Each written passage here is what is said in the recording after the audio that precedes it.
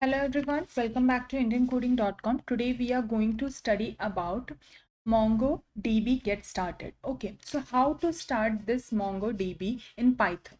So Python can be used in the database application. Okay, we have already studied that. We also studied about the insert, creating table and all those terms. These are existing in the database only.